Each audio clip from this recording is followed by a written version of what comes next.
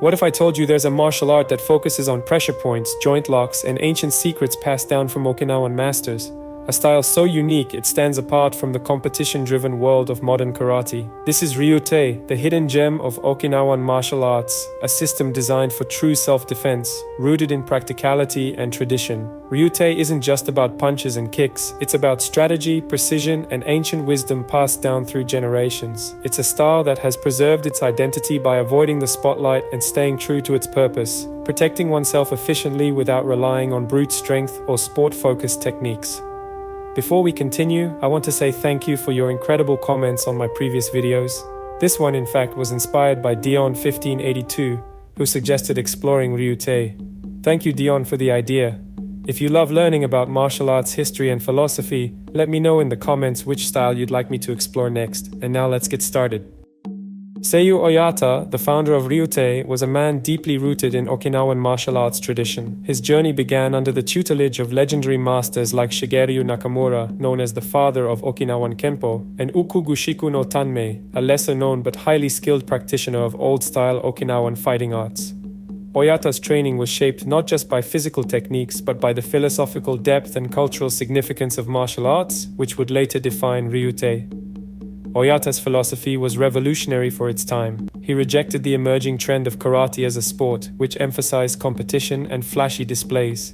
Instead, he viewed martial arts as a means of practical self-defense, deeply rooted in the principles of efficiency and survival. He believed that true karate was about mastering oneself as much as mastering an opponent, a vision that became the foundation of Ryū-te.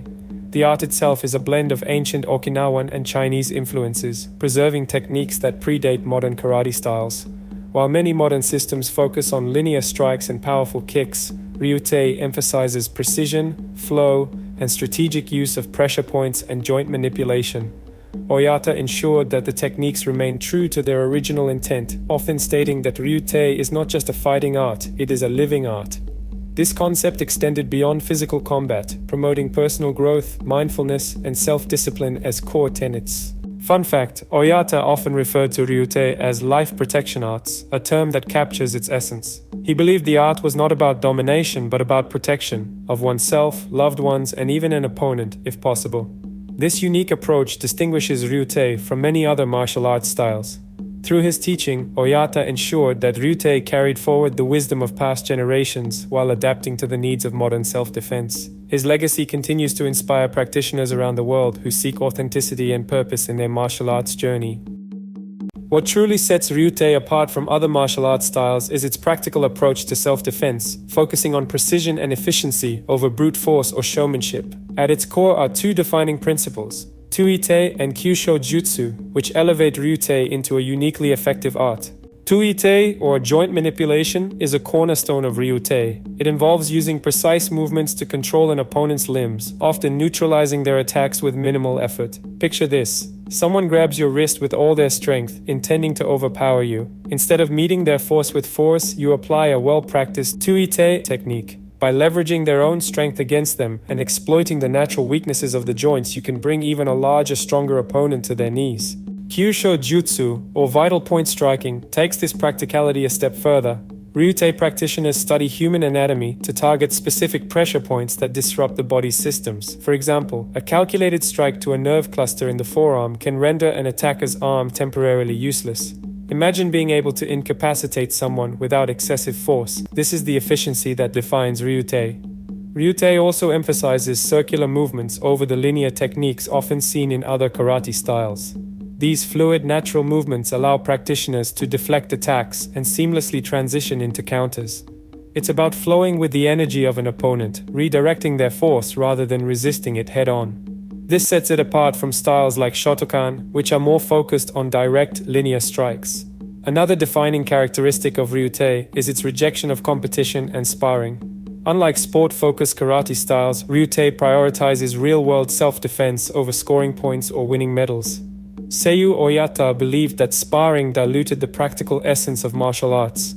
Instead, training in Ryū-te is about mastering techniques that work in real-life scenarios, techniques designed to protect, not entertain. By stripping away the flashiness and focusing on practical effectiveness, Ryū-te stays true to its roots as a self-defense art.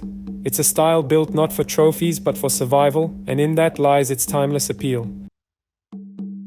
One of the most fascinating aspects of Ryū-te lies in its hidden techniques, many of which are embedded within its kata, the traditional forms or sequences of movements.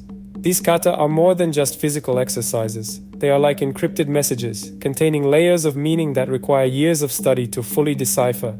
Practitioners often describe the process as uncovering secrets locked within the movements where every detail, a shift in stance, the angle of a block, the direction of a strike, has a purpose beyond what meets the eye. Seiyu Oyata himself was known for his reluctance to openly share all the knowledge he had amassed. Some techniques, especially the most advanced and potentially dangerous, were only taught to his most trusted and dedicated students. This wasn't out of selfishness, but a recognition of the power these techniques hold. He believed that such knowledge should only be entrusted to those with the maturity and ethical grounding to use it responsibly. One of the most shocking aspects of Ryū-te techniques is their resemblance to medical pressure point therapy. For instance, Oyata extensively studied human anatomy, particularly the nervous system, to develop methods that target specific nerve clusters. In medical contexts, these pressure points are used to relieve pain or restore balance to the body. But in Ryū-te, the same principles are applied for disabling or incapacitating an opponent. A well-placed strike to the carotid sinus or brachial plexus can instantly disrupt an attacker's ability to continue the fight, all without requiring excessive force. This duality, using the body's natural vulnerabilities for healing or harm, underscores the depth of Ryū-te's techniques. It's not about brute strength, but about understanding how the body functions at its most intricate levels. Oyata often emphasized that true mastery of these techniques was not about harming others, but about respecting the art's potential for both protection and destruction. These mysterious techniques contribute to Ryū-te's reputation as a martial art shrouded in secrecy. It's a style that demands patience, dedication, and a willingness to look beyond the surface, a living testament to the depth and complexity of Okinawan martial arts. In modern times, Ryū-te has carved out a unique niche in the global martial arts community. While it may not enjoy the widespread recognition of styles like Shotokan or Taekwondo, its authenticity and focus on self-defense have attracted dedicated practitioners worldwide. Today, Ryū-te dojos can be found across the United States, parts of Europe, and of course in Okinawa, where its roots remain strongest. What draws people to Ryū-te is its emphasis on practicality and tradition. Unlike sport-oriented karate, Ryū-te doesn't cater to those chasing medals or trophies. Instead, it appeals to individuals who value real-world self-defense over performance. For those looking to protect themselves in unpredictable situations, Ryū-te offers an arsenal of techniques designed for efficiency, not for impressing a crowd. That said, the style hasn't escaped criticism. Some modern martial artists argue that Ryū-te's focus on kata and traditional training methods makes it less dynamic compared to competition-focused styles. They claim it lacks the intense sparring and athleticism that dominate contemporary martial arts scenes. However, this perspective overlooks Ryū-te's core philosophy. It was never intended as a sport, but as a method for survival. What keeps Ryū-te relevant today is its authenticity and respect for tradition. It offers a direct connection to Okinawan martial arts as they were practiced centuries ago, unaltered by the demands of tournaments or flashy demonstrations. For many practitioners, this preservation of heritage is precisely why Ryū-te remains a valuable and meaningful art. Ryū-te may not have the global spotlight, but it thrives in the dedication of its practitioners. Its enduring appeal lies in its ability to stay true to its roots while offering timeless lessons in both self-defense and personal growth. Ryū-te has not escaped its share of controversies and myths, which only add to its allure and mystique. One of the most debated topics is the potential loss or misinterpretation of some of Seiyu Oyata's teachings after his passing. Oyata was known for being highly selective about what he shared, reserving some of his most advanced techniques for his inner circle of trusted students.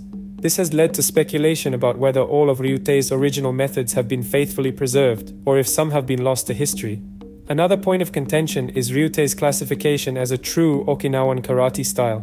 Critics argue that Ryū-te's blend of Okinawan and Chinese influences, combined with Oyata's unique contributions, makes it more of a hybrid system than a purely traditional Okinawan art. This has sparked heated debates within martial arts circles, especially among purists who emphasize strict adherence to historical lineage. Adding to the drama are rivalries and controversies surrounding Ryū-te's lineage. Some schools claim to represent Oyata's true teachings, while others dispute these assertions, leading to divisions within the Ryū-te community.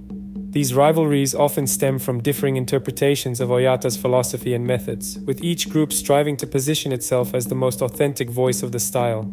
Despite these controversies, or perhaps because of them, Ryū-te continues to intrigue martial artists around the world. The debates over its origins, teachings, and legacy highlight its complexity and the passion it inspires among its practitioners. For those drawn to martial arts not just for technique but for the stories and traditions behind them, Ryū-te remains a deeply compelling choice.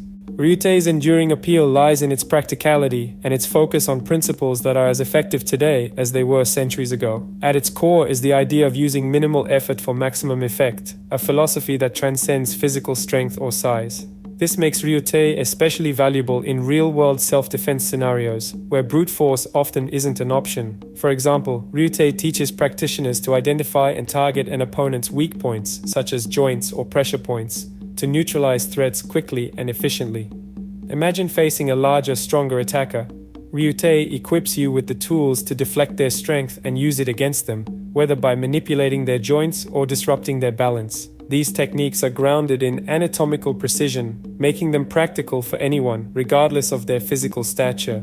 In everyday self-defense situations, the lessons of Ryū-te become immediately applicable, whether it's escaping a grab, deflecting a strike, or calming a confrontation before it escalates. The art emphasizes control over chaos. A common mantra among practitioners is that Ryū-te teaches not just how to fight, but how to prevent fights from happening in the first place. Many practitioners have credited Ryū-te with transforming their perspective on martial arts. One student, for instance, shared how learning tuite techniques gave them confidence in handling real-life encounters without the need for excessive aggression. Others describe how the focus on precision over strength allowed them to protect themselves effectively in scenarios where they felt physically outmatched.